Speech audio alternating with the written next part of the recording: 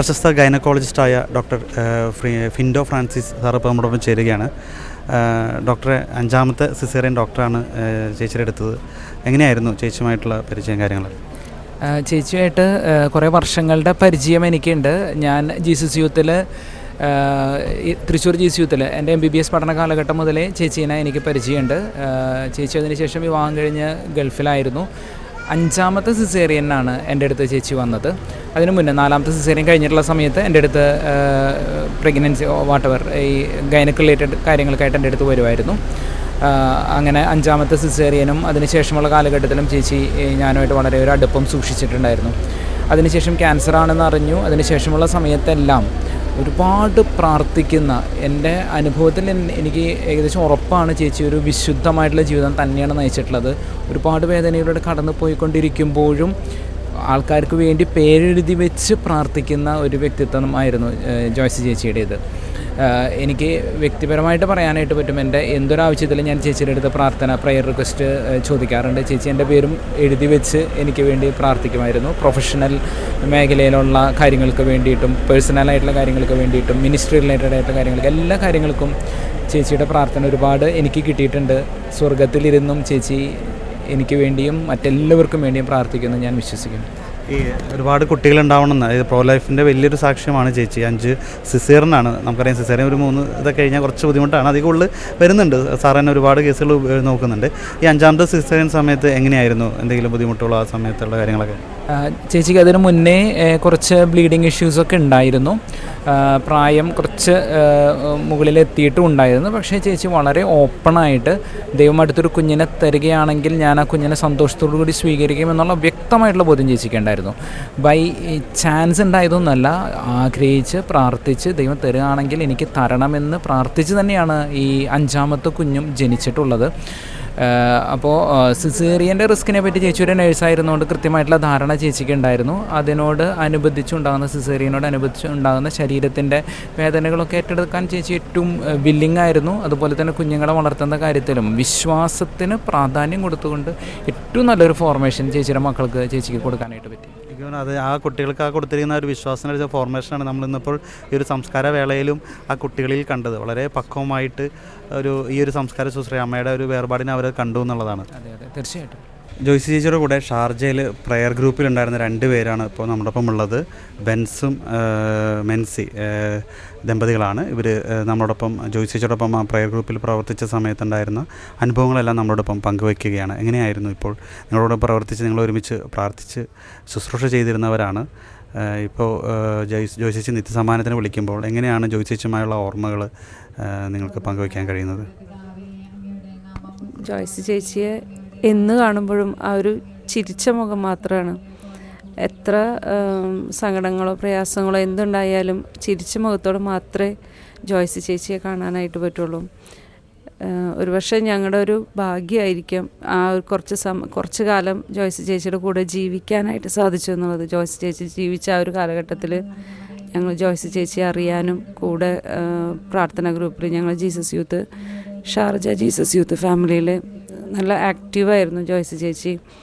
അതുപോലെ തന്നെ ഇപ്പോഴത്തെ ഒരു കാലഘട്ടത്തിൽ മക്കളെ ഒരു ബുദ്ധിമുട്ടായിട്ടോ അല്ലെങ്കിൽ കൂടുതൽ മക്കളെ സ്വീകരിക്കാനായിട്ട് ഒരുപാട് ഫാമിലികൾ മടി കാണിക്കുന്ന ഈ ഒരു സമയത്ത് ജോയ്സി ചേച്ചി കൂടുതൽ മക്കളെ അതെത്രയും സന്തോഷത്തോടു കൂടി ഈശോയുടെ കയ്യിൽ നിന്ന് സ്വീകരിക്കാനായിട്ട് ബാക്കിയുള്ളവർക്കും കൂടെ ഇൻസ്പിറേഷനാണ്. ഒരുപക്ഷെ ഈ ഒരു കാലഘട്ടത്തിൽ 2 സിസേറിയൻ മാക്സിമം ഡോക്ടേഴ്സ് പറയുള്ളൂ. 3ാമത്തെ ആകുമ്പോഴേക്കും ഹൈ റിസ്ക് അങ്ങനെ പറയുന്ന ഒരു സമയത്താണ് 5 സിസേറിയനിൽ കൂടെ തന്നെ ചേച്ചി മക്കളെ സ്വീകരിച്ചത്. അതും ഓരോ മക്കളെ സ്വീകരിക്കുമ്പോഴും ബൈബിൾ ആ ഒരു ഉദരത്തിലായിരിക്കുന്ന കുഞ്ഞിന് വേണ്ടി സമ്പൂർണ്ണ ബൈബിൾ വായിച്ച് ആ ഒരു കുഞ്ഞിൻ്റെ വിശുദ്ധിക്ക് വേണ്ടി അത്രയും ആ ഒരു വിശുദ്ധമായ ജീവിതം നയിച്ച ഒരു ചേച്ചിയാണ്. അതുപോലെ തന്നെ ചേച്ചി ഇങ്ങോട്ട് പോകുന്നതിന് ശേഷം ഞങ്ങൾ നാട്ടിൽ സെറ്റിലായതിന് ശേഷമാണ് ക്യാൻസറും ഇതെല്ലാം അറിയുന്നത്. ഒരു പ്രാവശ്യം ഇതുപോലെ ചേച്ചി അബുദാബിയിൽ ഞങ്ങൾ നാട്ടിലുള്ള സമയത്ത് ചേച്ചിയുടെ റൈറ്റ് ലെഗിൻ്റെ ട്യൂമറിൻ്റെ സർജറി കഴിഞ്ഞ സമയത്താണ് ചേച്ചിനെ വിളിച്ചത്. അപ്പോൾ നമുക്ക് വിളിക്കാനായിട്ട് ഭയങ്കര പ്രയാസമായിരുന്നു. ക്യാൻസറിൻ്റെ ഇത്രയും സർജറി കൂടെ കടന്നു പോകുമ്പോൾ ചേച്ചി എങ്ങനെയാണ് ഫേസ് ചെയ്യണമെന്നുള്ളത്. പക്ഷെ നമ്മൾ വിളിച്ചു കഴിഞ്ഞപ്പോൾ ചേച്ചി നമ്മളെ ഇങ്ങോട്ട് മോട്ടിവേറ്റ് ചെയ്യുന്ന തരത്തിലായിരുന്നു ചേച്ചി നമ്മളോട് സംസാരിച്ചത്. അത്രയും സന്തോഷത്തോടു കൂടി ഈശോ തരുന്നതെല്ലാം സന്തോഷമായിട്ട് മേടിക്കുക എന്നുള്ള ഒരു ഇതിൽ, സന്തോഷം മാത്രമല്ല, സങ്കടമാണെങ്കിലും വേദനയാണെങ്കിലും ഈശോയുടെ കൂടെ ആയിരിക്കുമ്പോൾ അതൊന്നും യാതൊരു പ്രശ്നമില്ല എന്നുള്ളതിലാണ് ചേച്ചി നമ്മുടെ അടുത്ത് നിന്ന് സംസാരിച്ചതെല്ലാം. ഇപ്പോഴും ചേച്ചി ഓർക്കുമ്പോഴും ആ ഒരു ചിരിച്ച മുഖമാണ് എപ്പോഴും മനസ്സിലുള്ളത്. ഇത്രയും വേദന കൂടെയൊക്കെ കടന്നു പോയാലും ചേച്ചിയുടെ ക്ലാസ്സുകളെല്ലാം കേൾക്കുമ്പോഴത് ഭയങ്കര നമുക്കൊരു ഇൻസ്പിറേഷനാണ് ചേച്ചി, ഈശോയോട് കൂടുതൽ അടുക്കാനായിട്ട്. ഒത്തിരി മക്കളെ ഈശോയിലേക്ക് അടുപ്പിക്കാനും ആ ഒരു ചേച്ചി ഈ ഒരു ജീവിതം കൊണ്ട്, ഇത്രയും കാലം കൊണ്ട് ചേച്ചി സാധിച്ചു എന്ന് പ്രാർത്ഥിക്കാം. അതുപോലെ തന്നെ നമുക്കും ചേച്ചിയെ ഈശോയുടെ അടുത്താണ് ഇരിക്കുന്നതെന്നുള്ള ആ ഒരു ഉറപ്പിൽ നമുക്കിനി ഈശോയുടെ അടുത്തേലും ചേച്ചിയെ കാണാമെന്നുള്ള ഒരു ഉറപ്പ് എനിക്ക് തോന്നുന്നു. ഈ സ്വർഗത്തെ കണ്ടുകൊണ്ട് ജീവിച്ചു എന്നാണ് പറയുന്നത് ചേച്ചി. അവസാന നിമിഷമായാലും സ്വർഗം വേണം, സ്വർഗത്തെ കണ്ടുകൊണ്ട് ജീവിച്ചു എന്നുള്ളതാണ്. ഒരു വിശുദ്ധയുടെ മരണം പോലെ തോന്നുന്നുണ്ട്.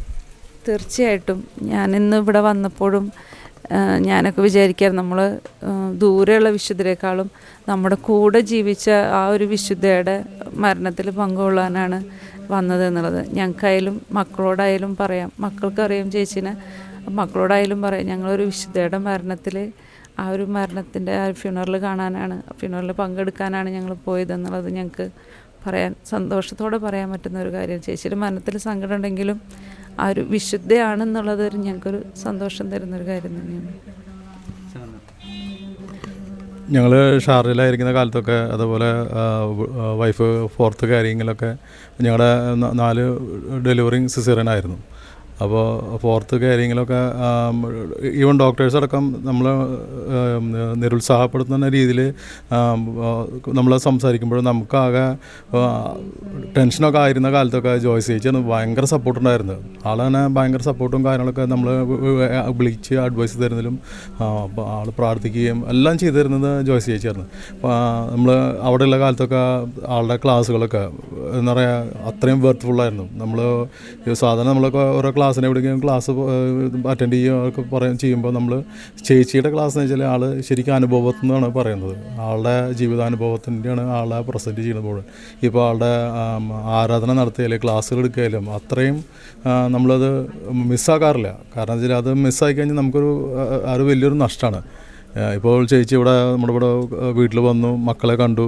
ഇപ്പോൾ നമ്മൾ വളരെ വിഷമത്തോടു കൂടിയാണ് നമ്മൾ ചേച്ചിയെ കാണുന്നത്. പക്ഷേ ആ മക്കൾ വളരെ സന്തോഷത്തോടു കൂടിയാണ് അങ്ങനെ സ്വീകരിക്കുന്നത്. കാരണം വെച്ചാൽ അത്രയും ദൈവാനുഭവം മക്കൾക്ക് കൊടുത്തിട്ടുണ്ട് ആ ചേച്ചി.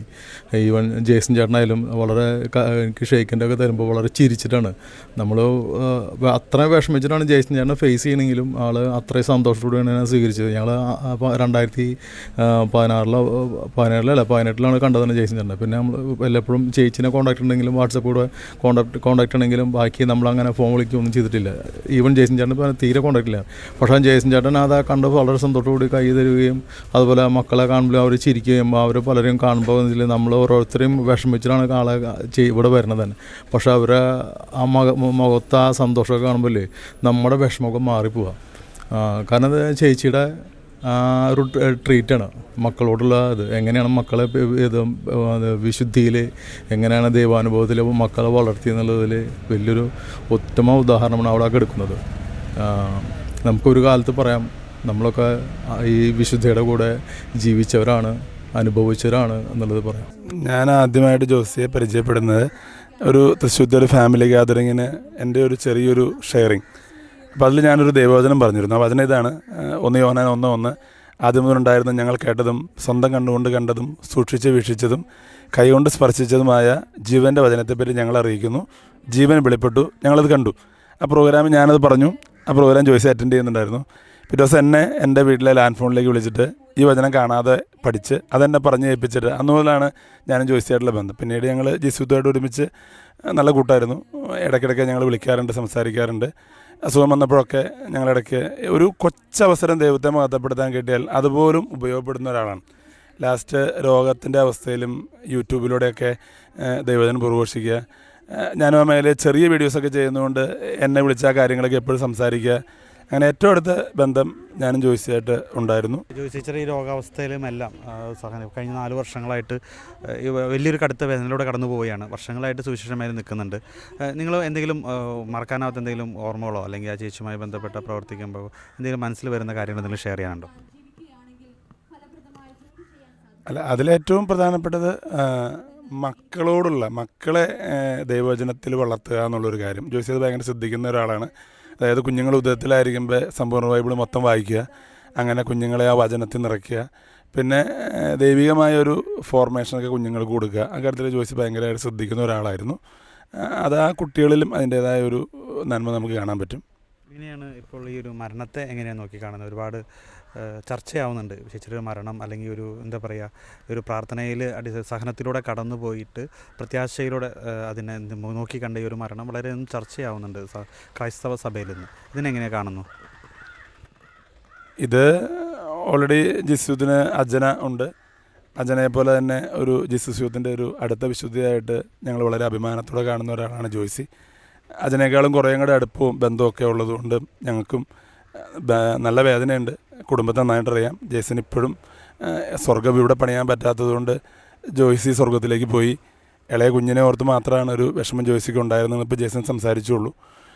അങ്ങനത്തെ ഒരു വേദന നമുക്കുള്ളപ്പോഴും ഞങ്ങൾക്ക് വേണ്ടി പ്രാർത്ഥിക്കാൻ ജോയ്സി ഇനി സ്വർഗത്തിലുണ്ടാവുമെന്നുള്ള ഒരു വലിയൊരു സന്തോഷവും ഇതിൻ്റെ ഉള്ളിൽ ഞങ്ങൾക്കുണ്ട്.